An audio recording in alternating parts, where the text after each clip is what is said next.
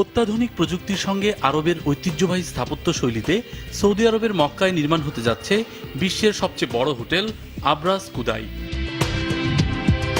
কাবা শরীফ থেকে 2.2 কিলোমিটার দক্ষিণে মক্কার মানাফিয়া এলাকায় সৌদি রাজপরিবারের বিশেষ তত্ত্বাবধানে নির্মিত হচ্ছে হোটেলটি। অর্থায়ন করছে দেশটির অর্থ মন্ত্রণালয়।